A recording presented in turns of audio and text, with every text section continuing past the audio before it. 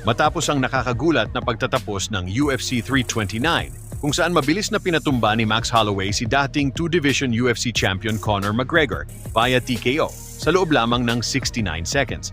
Matapos umanong magka-injury sa tuhod ang Irish superstar, agad namang napunta sa sentro ng atensyon ang isa pang kampeon, ang undefeated boxing superstar na si Terence "Bud" Crawford. Sa kaniyang X-account, nagbahagi si Crawford ng isang maikli ngunit makahulugang mensahe. Nakakatawa kapag binabastos nila ako, tapos ang Diyos ang gumaganti sa kanila.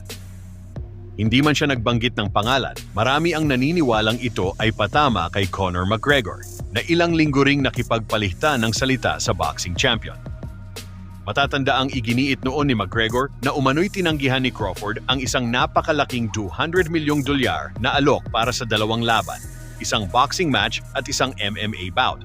Ngunit mariing pinabulaanan iyon ni Crawford at nilinaw na wala siyang natanggap na ganong klaseng alok.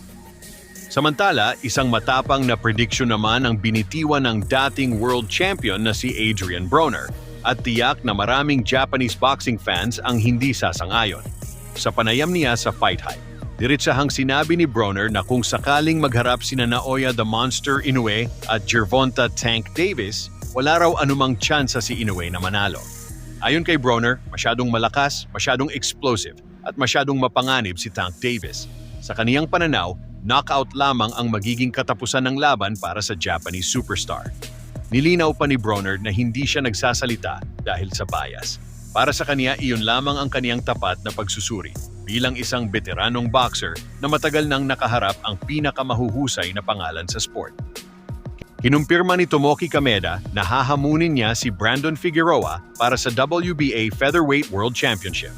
Ang eksaktong petsa at venue ng laban ay ia-anunsyo pa sa nalalapit na press conference.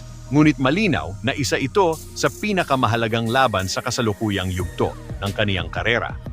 Ayon mismo kay Tomoki, matapos ang laban kay Figueroa ay nais niyang idepensa ang kaniyang titulo sa Japan. Pagkatapos nito, target naman niyang makaharap ang isang kapwa Japanese boxer. Hindi man niya tahasang binanggit ang pangalan, maraming ulat ang nagsasabing si Naoya the Monster Inoue ang tinutukoy niya. Kung mangyayari iyon, maaaring si Tomoki Kameda ang unang makaharap ni Inoue. Isang laban na matagal nang minimithi ng maraming boxing fans para kay John Riel Casimero. Parehong nasa ilalim ng pamamahala ni Koki Kameda sina Tomoki Kameda at John Riel Casimero. Kaya kung magwawagi si Tomoki laban kay Brandon Figueroa, maraming posibleng direksyon ang maaaring tahakin ng kanilang kampo. Maaaring ituloy ang all-Japanese blockbuster laban kay Naoya Inoue. O kaya naman kung gugustuhin ng kanilang promoter, maaari ring magharap sina Tomoki Kameda at John Riel Casimero sa isang napakalaking showdown.